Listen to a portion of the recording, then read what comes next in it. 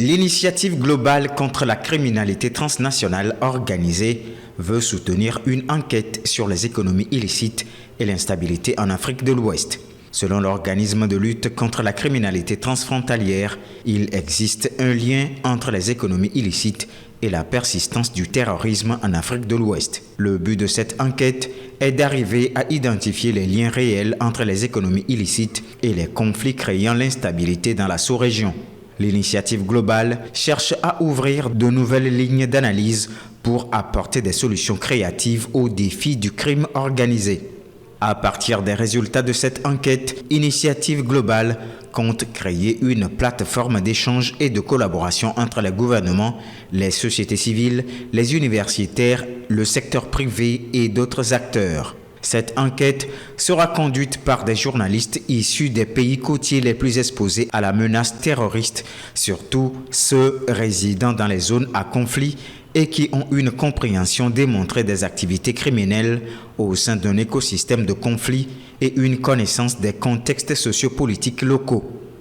Il s'agit du Togo, du Ghana, du Bénin, du Nigeria et de la Côte d'Ivoire. La situation sécuritaire s'est détériorée dans une grande partie de l'Afrique de l'Ouest et dans le Sahel avec des coups d'État et l'influence des groupes armés.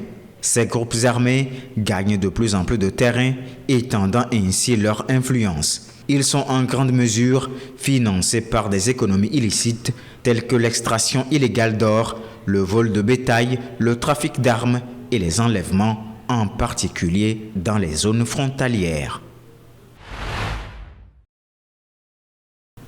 En début d'année 2024, le Nigeria s'était plaint du nombre de diplômes falsifiés présents dans son administration. Ces faux diplômes provenaient essentiellement du Bénin, du Togo, du Niger, du Kenya et de l'Ouganda. Selon le ministre de l'Éducation nigériane, les écoles supérieures du Bénin et du Togo avaient délivré plus de 22 000 diplômes aux Nigérians. Ces diplômes avaient par la suite été reconnus faux, puisqu'il a été démontré que les étudiants nigérians détenteurs de ces diplômes n'ont pas suivi normalement les cours ou n'ont même pas passé leur examen. Cette situation a poussé le Nigeria à suspendre tous les diplômes universitaires en provenance des deux pays.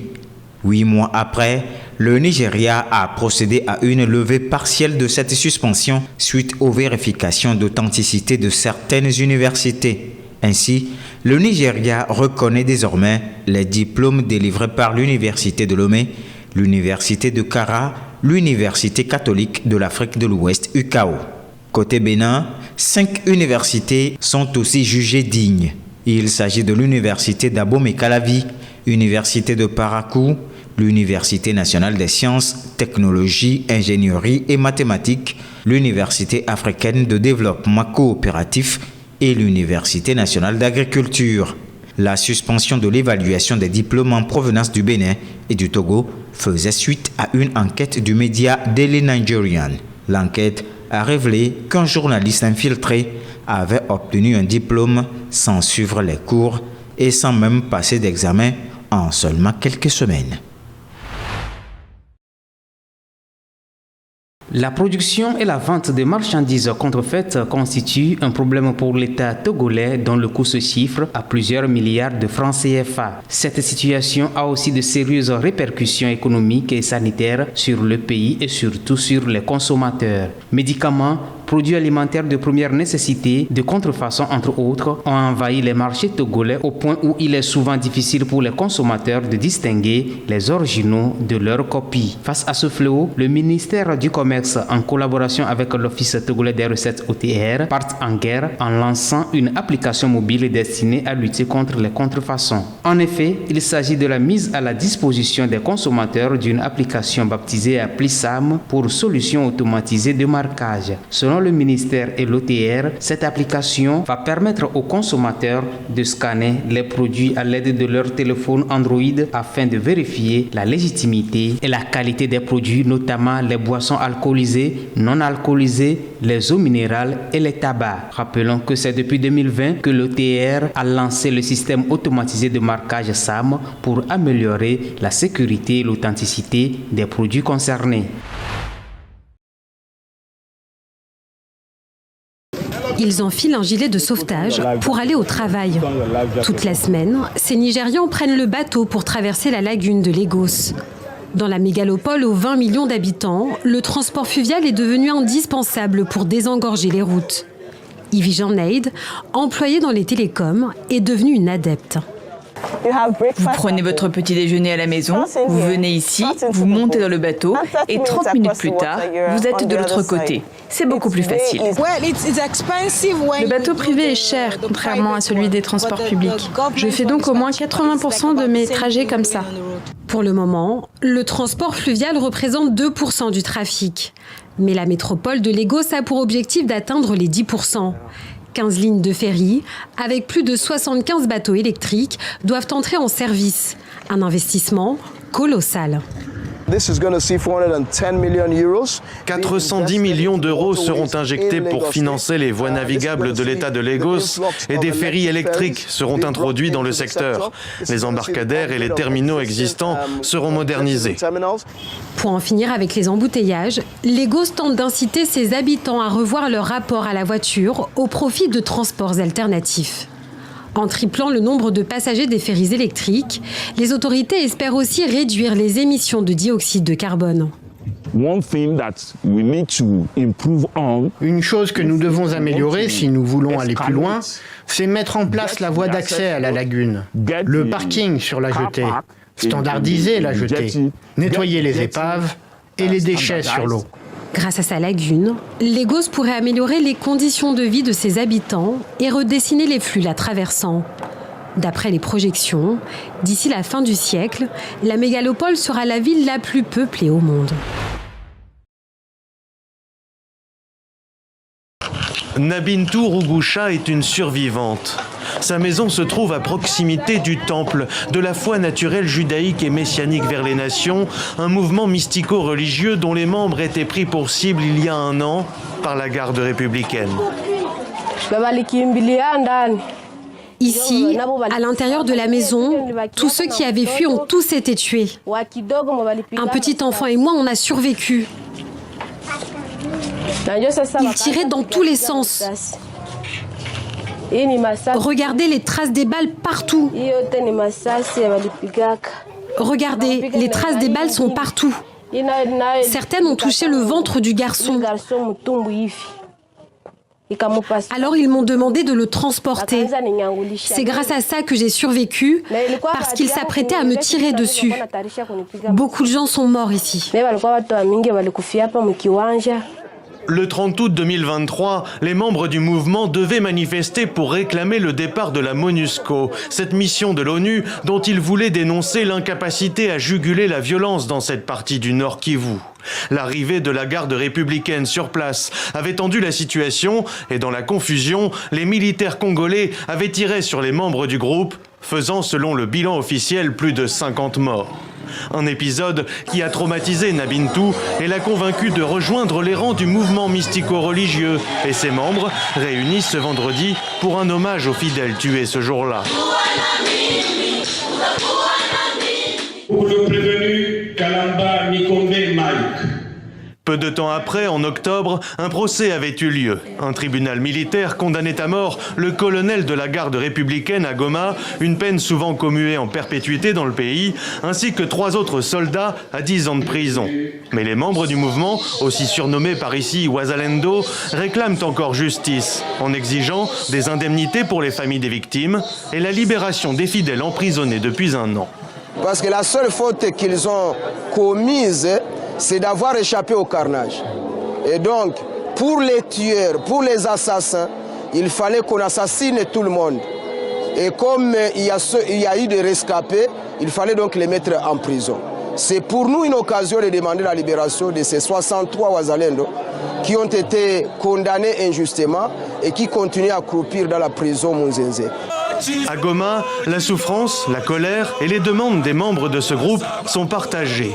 Un collectif de mouvements citoyens s'est rassemblé à l'occasion du triste anniversaire pour annoncer le lancement de manifestations dès le 2 septembre. Ils entendent protester contre l'accord entre le gouvernement congolais et la MONUSCO pour déployer des contingents kényans au nom de la mission onusienne dans l'est du pays.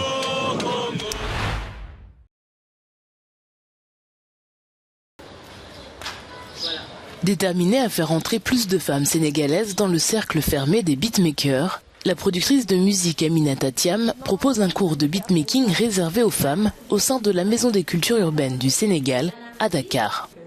Il faut que toi tu choisisses d'abord ton BPM. Donc il n'y en a pas. Donc c'est un besoin de former d'autres femmes pour que l'écosystème soit un peu équilibré.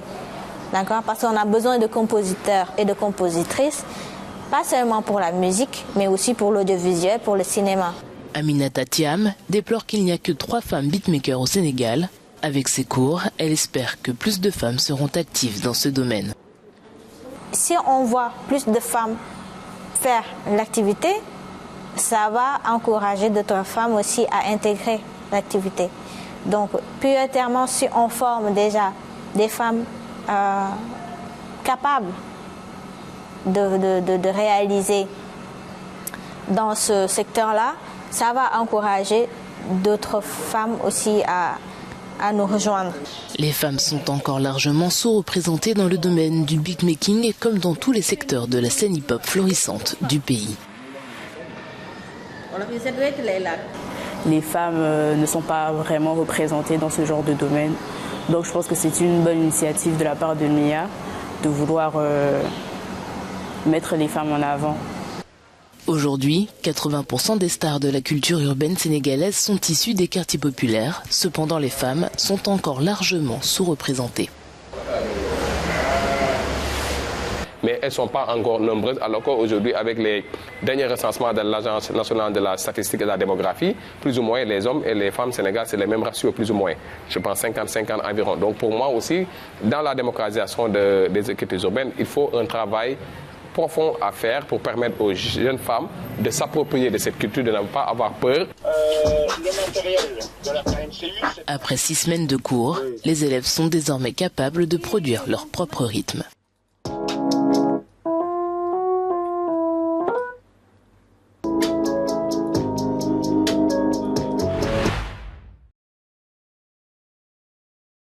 Sur l'estrade, Gabriel Ota déguisé en Jin Sakai, le personnage du populaire jeu vidéo japonais Ghost of Tsushima.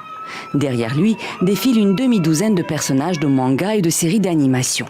Certains d'entre eux ont passé des semaines à parfaire leurs costumes. Gabriel, par exemple, a mis 1 mois pour créer sa tenue, faite en carton, papier et matériaux d'emballage recyclés. Attends, ça c'est un truc pour les rideaux ? Ouais, c'est ça. Un effort récompensé puisqu'il remporte le prix du meilleur costume. Je viens régulièrement à ces événements et c'est la première fois que je gagne. En général, je suis 2e finaliste, donc je n'étais pas sûr. Je ne le fais pas pour gagner, c'est pour le plaisir. J'adore tout ce qui touche au cosplay, assembler des trucs. Le cosplay, c'est ce loisir venu du Japon qui consiste à se déguiser et à jouer le rôle d'un personnage de fiction issu de mangas, de bandes dessinées, de séries d'animation ou de jeux vidéo. Chaque année, les fans de cosplay du Zimbabwe se retrouvent ici au festival Otakukon, fondé par Archie Moyo, une célébration de la culture pop japonaise, la seule du genre dans le pays. Dans le concours de cosplay, on a cette section spéciale Do It Yourself, faites-le vous-même, pour pouvoir aider nos cosplayers et les pousser à concourir au niveau international, car c'est notre rêve. On veut voir les cosplayers zimbabwéens participer à des compétitions en Afrique du Sud, car on a vu que celui qui remporte le concours de cosplay sud-africain peut aller ensuite à Chicago pour la C2E2, une grande convention internationale. En attendant, l'événement rassemble une centaine de fans autour de stands de produits dérivés, mais accueille aussi des artistes locaux comme le dessinateur et auteur de bande dessinée Bill Masuku. On se demande à quoi ressemble un animé doublé en Shona, n'est-ce pas? On réfléchit à la traduction des bandes dessinées en Shona et dans les langues locales, à leur distribution et à ce que cela signifie pour la littérature locale. La plupart du temps, les détenteurs des ressources pour raconter des histoires sont étrangers. Ils regardent donc l'Afrique et ils donnent une vision généralisée. La plupart du temps, ils ne peuvent pas faire la distinction entre la Zambie, le Zimbabwe, le Malawi et le Mozambique. Mais nous, on le sait, on peut l'entendre, le voir et le sentir. C'est tangible pour nous. Alors le fait qu'on raconte nous-mêmes les histoires leur donne une authenticité que personne d'autre n'aura. La culture manga se développe au Zimbabwe, une distraction et un échappatoire pour les jeunes du pays confrontés à des taux de chômage et d'inflation records. Stephen Curry, le meilleur marqueur de 3 points de l'histoire de la NBA, continue d'écrire sa légende. Le joueur emblématique des Golden State Warriors vient de signer une prolongation de contrat d'1 an jusqu'à la saison 2026-2027. Celle-ci lui rapportera près de 63 millions de dollars, portant ses revenus sur le terrain à un total impressionnant de 532 millions de dollars. À 36 ans, il entame sa 16e saison en NBA, toujours fidèle à la franchise qui l'a drafté en 2009, les Warriors de Philadelphie. 10 fois sélectionné au All-Star Game et 10 fois nommé dans les équipes All-NBA, il a remporté 4 titres de champion avec Golden State et été élu 2 fois MVP de la saison. En 2024, il a encore montré l'étendue de son talent en menant Team USA à la victoire aux Jeux Olympiques de Paris.